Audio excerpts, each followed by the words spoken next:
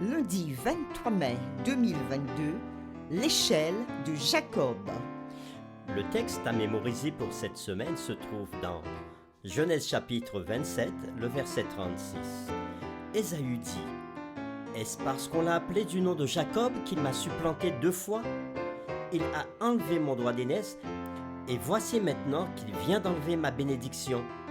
Et il dit : N'as-tu point réservé de bénédiction pour moi ?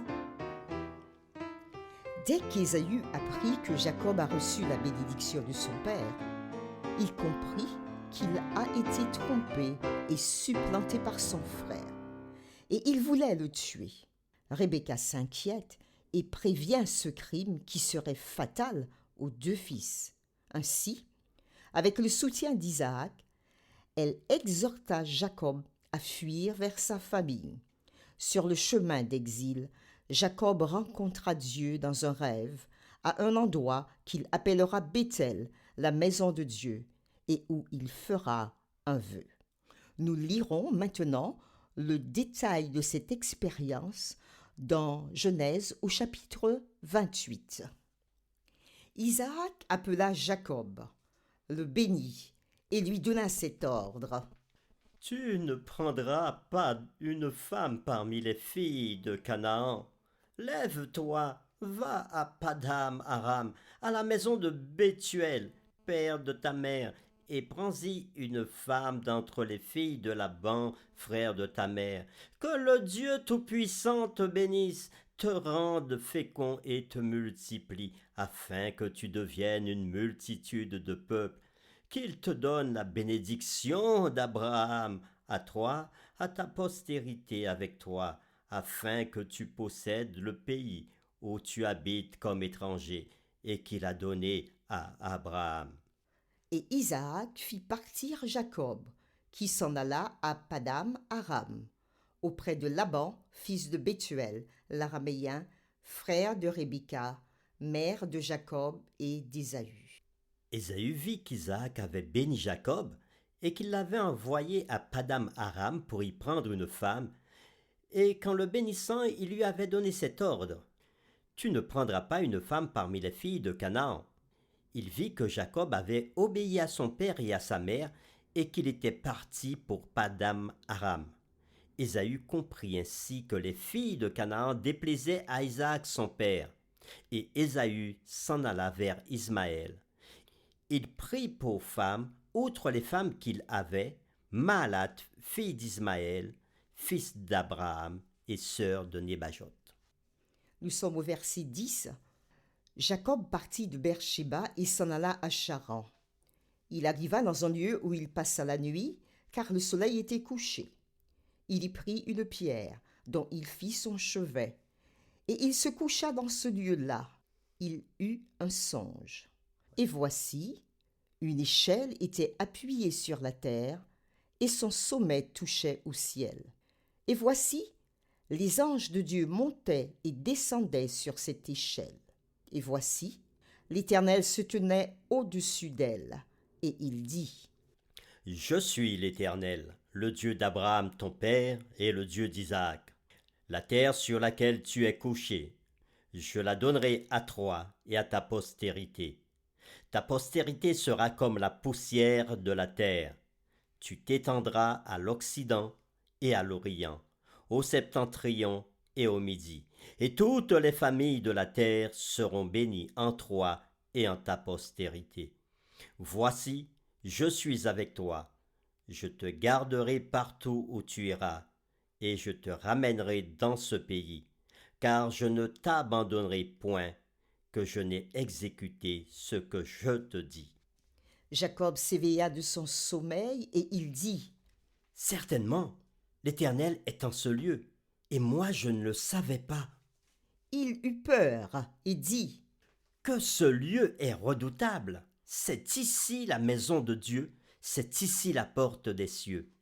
Et Jacob se leva de bon matin, il prit la pierre dont il avait fait son chevet, il la dressa pour un monument, et il versa de l'huile sur son sommet. Il donna à ce lieu le nom de Béthel, mais la ville s'appelait auparavant Luz. Jacob fit un vœu en disant : Si Dieu est avec moi et me garde pendant ce voyage que je fais, s'il me donne du pain à manger et des habits pour me vêtir, et si je retourne en paix à la maison de mon Père, alors l'Éternel sera mon Dieu. Cette pierre que j'ai dressée pour monument sera la maison de Dieu, et je te donnerai la dîme de tout ce que tu me donneras. Nous comparerons ce texte avec le texte qui se trouve dans Genèse chapitre 11, les versets 1 à 9, et nous répondrons aux questions suivantes. En quoi Béthel est-il différent de Babel? Quelles leçons pouvons-nous tirer de l'expérience de Jacob à Béthel par rapport à ce qui s'est passé à Babel sur notre relation avec Dieu? Toute la terre avait une seule langue et les mêmes mots. Comme ils étaient partis de l'Orient, ils trouvèrent une plaine au pays de Shinéar et ils y habitèrent. Ils se dirent l'un à l'autre. Allons, faisons des briques et cuisons-les au feu. Et la brique leur servit de pierre, et le bitume leur servit de ciment. Ils dirent encore. Allons, bâtissons-nous une ville et une tour dont le sommet touche au ciel, et faisons-nous un nom, afin que nous ne soyons pas dispersés sur la face de toute la terre. L'Éternel descendit pour voir la ville et la tour que bâtissaient les fils des hommes. Et l'Éternel dit. Voici, ils forment un seul peuple, et ont tous une même langue, et c'est là ce qu'ils ont entrepris. Maintenant, rien ne les empêchera de faire tout ce qu'ils auraient projeté. Allons, descendons, et confondons leur langage, afin qu'ils n'entendent plus la langue les uns des autres. Et l'Éternel les dispersa loin de là sur la face de toute la terre, et ils cessèrent de bâtir la ville. C'est pourquoi on l'appela du nom de Babel. C'est là que l'Éternel confondit le langage de toute la terre, et c'est de là que l'Éternel les dispersa sur la face de toute la terre. Nous reprenons notre question. En quoi Béthel est-il différent de Babel? Quelles leçons pouvons-nous tirer de l'expérience de Jacob à Béthel par rapport à ce qui s'est passé à Babel sur notre relation avec Dieu? Dans ce rêve, Jacob vit une échelle extraordinaire qui est liée à Dieu.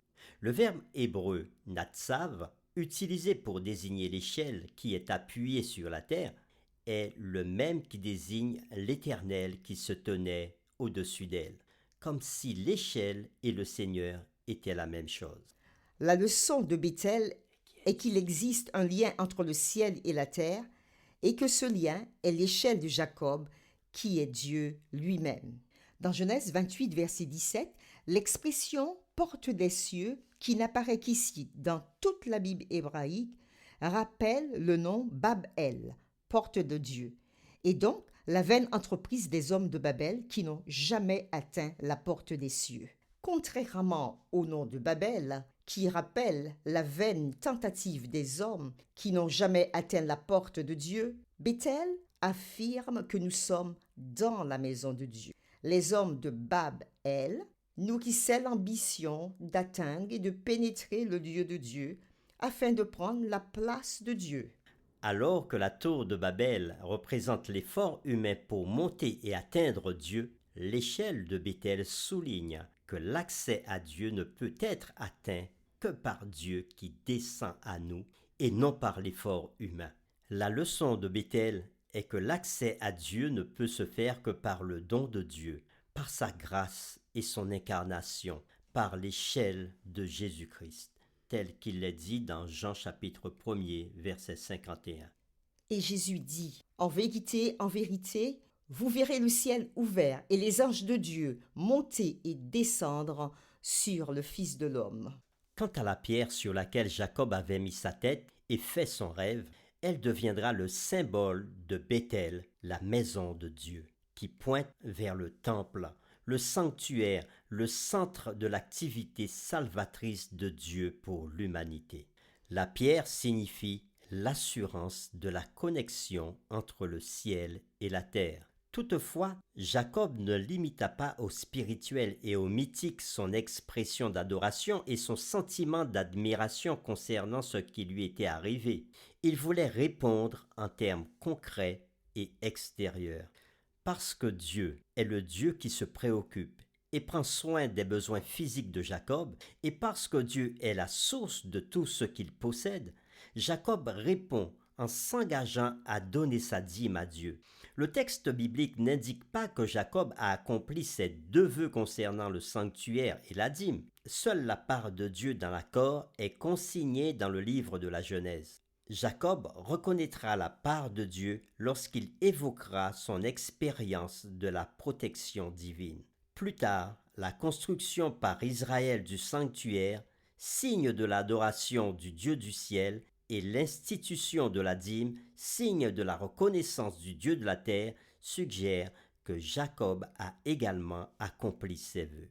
Nous pouvons le voir dans Genèse chapitre 35, le verset 3, et Genèse 46, versets 3 et 4. Ce sont les paroles de Jacob que nous trouvons ici. Je lis premièrement Genèse chapitre 35, le verset 3. « Nous nous lèverons et nous monterons à Béthel, et là, je dresserai un autel à Dieu, au Dieu qui m'a exaucé dans le jour de ma détresse et qui a été avec moi pendant le voyage que j'ai fait. » Et plus tard, Dieu dira à Jacob, « Je suis le Dieu de ton père. Ne crains point de descendre en Égypte, car là, je te ferai devenir une grande nation. Moi-même, je descendrai avec toi en Égypte, et moi-même, je t'en ferai remonter, et Joseph te fermera les yeux. » Ainsi, Jacob décida de donner la dîme à Dieu, non pas pour obtenir la bénédiction de Dieu, mais comme étant une réponse reconnaissante au don de Dieu qui lui a déjà été donné. Là encore, nous voyons l'idée de la dîme bien avant la montée de la nation d'Israël. Nous venons de répondre à la comparaison entre Babel et Béthel. Dans cette expérience que Jacob a faite, il a reconnu que le Dieu Tout-Puissant, le Créateur de l'univers, était toujours avec lui. Malgré son mensonge et toutes les démagogies du passé, il reconnaît que le Dieu du ciel continue à marcher avec lui et à être présent pour lui-même accomplir la promesse qu'il a donnée à Abraham, puis à son père Isaac. En méditation personnelle, relisons Genèse chapitre 28, le verset 11. Il arriva dans un lieu où il passa la nuit, car le soleil était couché. Il y prit une pierre dont il fit son chevet, et il se coucha dans ce lieu-là. Et nous relisons aussi Genèse chapitre 28, le verset 22. « Cette pierre que j'ai dressée pour monument sera la maison de Dieu, et je te donnerai la dîme de tout ce que tu me donneras. » La dîme est tirée de tout ce que tu me donneras, nous dit le texte. Quel point important devons-nous retenir de ce que Jacob dit ici au sujet de la dîme et de ce qu'elle est? Nous vous invitons à prier avec nous. À travers l'expérience de Jacob, tu nous permets de comprendre, Seigneur, que tu ne nous abandonnes jamais. Même lorsque, comme Jacob, nous avons voulu forcer ta main et même forcer l'expérience de la vie pour atteindre un but. Et en le faisant, nous avons trompé, nous avons menti et nous avons fait du tort aux autres. Mais même à ce moment-là, tu viens pour nous relever et pour nous tendre encore la main. Tu viens dresser ton échelle afin de descendre vers nous et de nous aider à trouver grâce auprès de toi. À travers Jésus, que cette échelle représentait, tu nous accordes ta grâce. Donne-nous à saisir cette grâce aujourd'hui. Au nom de Jésus, nous te l'avons demandé. Amen.